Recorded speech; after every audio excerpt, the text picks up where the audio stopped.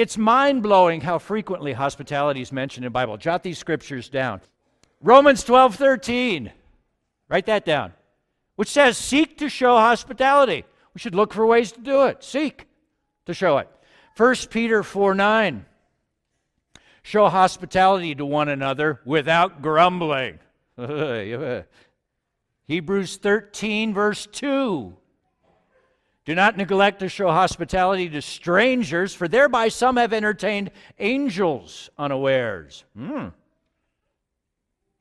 Titus 1 singles out deacons and elders, the leaders of the church, as leading the way and showing hospitality. I'll never forget an example of hospitality that Janice and Hannah and I received from a small country pastor in Pennsylvania back late 80s, early 90s. I don't remember exactly. We were living in New England, and we were driving to a family function that was in southern Pennsylvania somewhere. And halfway through the trip, we're in the middle of Nowheresville, Pennsylvania, and there are a lot of Nowheresville, Pennsylvanias in the state, you know what I mean?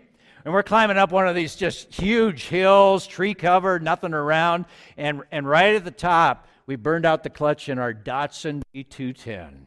Remember, before there was Nissan, there were Datsuns, and we just destroyed the clutch.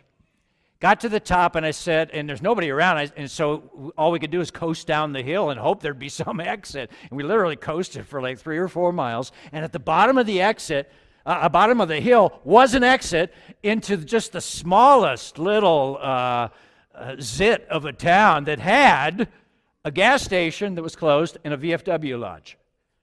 It's 4th of July. So at the gas station was a phone booth. Now they had these things back. These are the dark ages. They had phone booths where you had to actually look up numbers in a book. Do you know what books are? Yeah.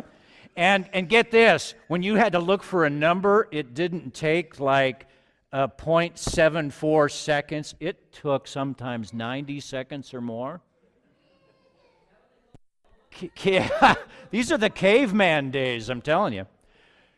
So I said to Janice, okay, let's not panic. Let's call a pastor in town. So we turned to churches, and the Yellow Pages, a book, and we found a pastor there who had like 3 degrees after his name, and his church had the biggest ad in the Yellow Pages. I said, that's the guy to call. And I called him up and talked to the most reverend Dr. PhD so-and-so.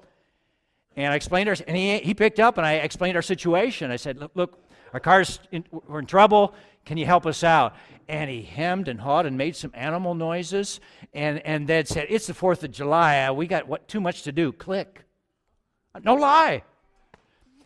And there were like 10 other churches listed there, but we're running out of quarters. You had actually money. Do you guys know money? You feed quarters into this. I saw a guy then off the corner of my eye walk into the VFW lodge, and I said to Janice, I know who knows who the godly man in town is. So we walked over to the VFW lodge. There were like 3 cars in the parking lot. We opened it up, and there were like 50 people. It was like creepy. It was like Hotel California. It's just really weird. So there were 50 drunken veterans of foreign wars sitting in the tavern, and I went right up to the table, into the tavern, and I slapped it, and I said, hey, man, our cars just broke down. Is there a man of God in this town? And they all said, you got to talk to Pastor Joe. and the bartender gave me a phone book, 93 seconds. Pastor Joe, just one line for his church. Called him up, no degrees by his name. He picked up. Pastor Joe, hey, my name's Bear. We're stuck. Our car just burned out. I didn't even get the story all out. He said, I'll be right there. And the thing was, man, our car was toast, and nothing was open. So Pastor Joe and his wife brought us to their house, set us up in a bedroom.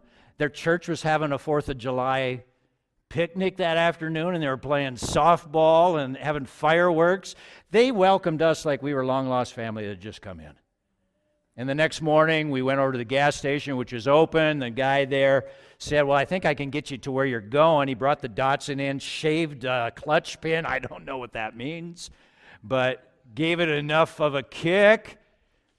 I said, how much do I owe you? He said, you know, Pastor Joe, $10 were good. And on our way we went. And I've never seen in my life such a gracious act of hospitality is that. So here's a question I want you to think about as we think about the art of hospitality. Put yourself in the shoe of a visitor. How many of you are like three months or less you visited here? Some are like, nah, we're not going to do anything. We're not going to sing to you or have you stand up. You don't have to work that hard at thinking back to your first visit, but to the rest of you, I want you to put yourself in the shoes of someone walking into Bridgeway for the very first time. What is it like? And ask yourself this, what is it that we would want to provide? They're walking into our house. This belongs to us right now. We're paying for it. It's our home. Kick your shoes off right now. We are home.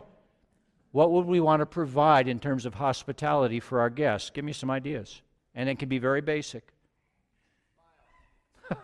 A smile, a warm welcome, yes. What else?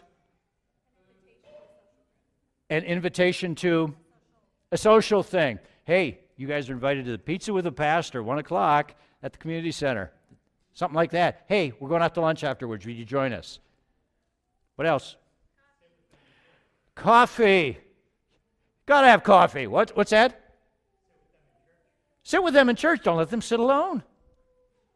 Now, don't be like some people who really, my church in Minnesota, the first one, they hadn't had a visitor in like 3 years, so the first time a new person walked in, it was like an alien from the planet Zargon that just walked in, and they were just all over them.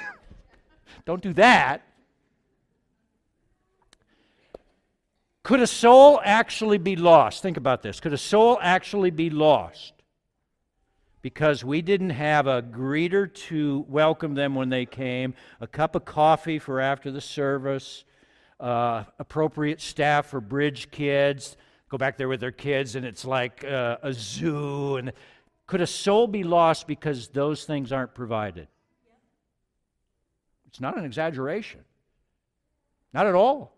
Because think of it, that cup of coffee might be the thing that causes them to stick around a little bit longer so that they have a conversation with Frank, find out where they work, and he knows Bill who works there too, and he introduces them. And because of that cup of coffee, a conversation happens, a friendship is ignited that later leads to God doing a work in their life. Ben Franklin quoted an old poem once. He said, "For want of a nail, the shoe was lost. For want of a shoe, the horse was lost. For want of the horse, the rider was lost. For the want of the rider, the war was lost." Small things matter. That nail might be that cup of coffee. It might be that smile. It might be that warm handshake that we provide.